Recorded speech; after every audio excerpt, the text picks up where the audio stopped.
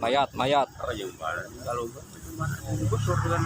Jasad pria tanpa identitas ditemukan di jurang sedalam 20 meter di sekitar Waduk Cirata, Desa Citamiang, Purwakarta, Jawa Barat.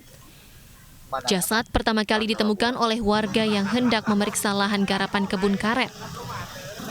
Saat itu warga melihat sebuah terpal terikat tali tambang, namun saat dibuka, warga terkejut mendapati jasad pria yang nyaris membusuk. Polisi menduga korban sudah tewas 4 hari lalu dan merupakan korban pembunuhan. Diperkirakan ini hanya sebagai tempat untuk pembuangan saja, karena di lokasi sini sepi dan kebetulan tempat ini juga suka dipakai untuk membuang sampah masyarakat. Jasad tanpa identitas ini memakai kaos dan celana berwarna biru, kulit sawo matang dan diperkirakan berusia 55 tahun. Korban kini telah dievakuasi ke Rumah Sakit Bayu Asih Purwakarta untuk diotopsi. Mantan Wakil Ketua DPR Aziz Syamsuddin hari ini diperiksa di KPK terkait kasus dugaan suap penanganan perkara di Lampung Tengah.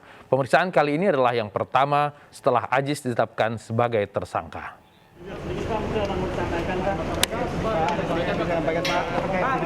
Usai diperiksa kurang lebih selama 3 jam, Aziz Syamsuddin akhirnya keluar dari gedung merah putih KPK. Ia bungkam saat dicecar pertanyaan terkait adanya 8 orang dalam di KPK yang bisa ia kendalikan. Pemeriksaan ini adalah yang pertama bagi Aziz, usai ditetapkan sebagai tersangka dan ditahan di Rutan Polres Jakarta Selatan sejak 25 September lalu. Aziz menjadi tersangka dalam kasus dugaan suap terhadap AKP Stepanus Robin 47 untuk membantu mengurus penyelidikan kasus dugaan korupsi di Lampung Tengah.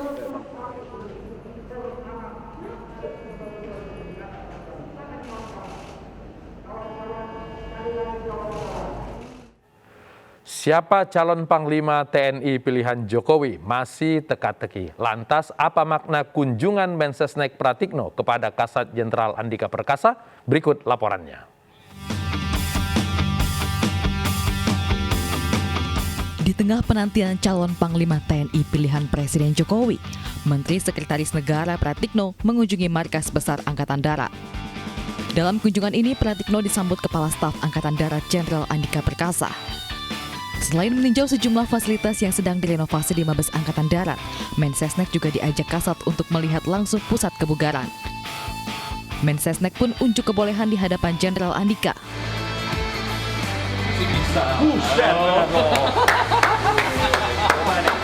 Ini prajurit muda-muda nih, jangan. Aduh, gak kalah loh. Dia 60 berapa? Meski dibalut canda tawa, pertemuan antar Mensesnek dan Kasat juga membahas sejumlah isu kenegaraan. Bisa kalah kita yang muda-muda ini. Dua pemimpin kita ini dapat kita jadikan teladan untuk selalu menjaga kesehatan, menjaga kebugaran, untuk menghadapi pandemi ini. Tentunya ada pembicaraan lainnya, tentunya pembicaraan kenegaraan, terutama terkait pemulihan pandemi di Indonesia. Sebelumnya, kode calon Panglima TNI juga mencuat saat hari jadi TNI 5 Oktober silam. Usai mendengar penjelasan Panglima dan Kasat saat meninjau alutsista, Presiden menggoda Ibu Negara Iriana apakah mau disopiri oleh Kepala Staf Angkatan Darat, Jenderal Andika Perkasa. Mau naik gimana? Ibu-ibu mau naik? Biar yang nyetir Pak Andika. Sesuai Undang-Undang Nomor 34 Tahun 2004, DPR akan menyampaikan persetujuan paling lambat 20 hari setelah surat Presiden terkait nama calon Panglima diterima. DPR berharap Presiden dalam waktu dekat mengirim nama calon Panglima karena lembaga wakil rakyat tersebut akan memasuki masa reses pada 7 Oktober hingga 7 November mendatang atau hanya 1 hari jelang masa pensiun Marsikal Hadi Cahyanto. Siapapun yang terpilih, berbagai tantangan pun telah menanti calon Panglima TNI. Ratusan peternak unggas berunjuk rasa di depan gedung DPR. Mereka kecewa karena harga ayam broiler dan telur anjlok.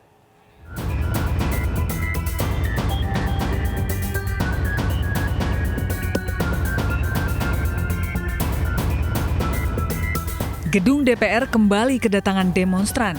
Kali ini ratusan peternak unggas mandiri yang tergabung dalam paguyuban peternakan rakyat berunjuk rasa, menuntut agar harga ayam broiler dan telur tidak terus anjlok. Masa kecewa lantaran biaya produksi yang tinggi tidak disertai dengan harga ayam dan telur yang wajar. Peternakan mengaku menelan kerugian hingga Rp8.000 per kilo akibat situasi ini. Anjloknya harga telur dan ayam di pasaran sudah berlangsung sejak 3 bulan terakhir dan membuat sejumlah pengusaha gulung tikar. Untuk harga telur, HPP kami saat ini adalah Rp21.4.540, Rp21.450, dan harga telur kami adalah Rp13.500, Mbak. Jadi itu sangat memberatkan kami produksi telur per hari rugi sekitar Rp7.000 sampai Rp8.000. Merespon tuntutan demonstran, anggota Komisi 4 fraksi Partai Golkar Firman Subagio berjanji akan menindaklanjuti kekecewaan peternak. Supply dan demand ini tidak berimbang, sehingga produksinya stabil, kemudian demandnya menurun akibat daripada pandemi ini. Hotel masih belum beroperasi penuh, kemudian restoran juga belum beroperasi penuh, dan kemudian kebutuhan masyarakat itu masih relatif kecil, sehingga antara supply demand itu tidak berimbang, mengakibatkan daripada hasil produksi mereka itu yang tidak bisa ditahan terlampau lama, mau tidak mau ya mengalami penurunan harga. Lebih lanjut terkait nasib peternak unggas, politisi Partai Golkar yang juga anggota Badan Legislasi ini menilai permasalahan yang menimpa petani harus mendapat perhatian serius dari pemerintah. Apakah pemerintah itu akan melakukan operasi pasar untuk harga jagung? Tapi ini pun juga nggak menyelesaikan masalah. Karena ini seperti pemadam kebakaran tadi. Karena ini persoalan masih panjang. Karena masih menunggu fase berikutnya panen ini gagal panen atau tidak. Kalau gagal panen akan terulang lagi.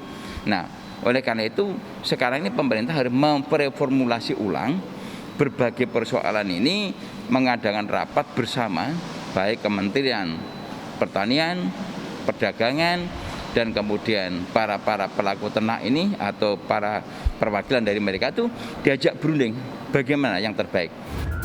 Awal September silam, Suroto, peternak ayam petelur asal Blitar yang sempat menyita perhatian lantaran membentangkan poster saat kunjungan kerja Presiden akhirnya diundang ke istana.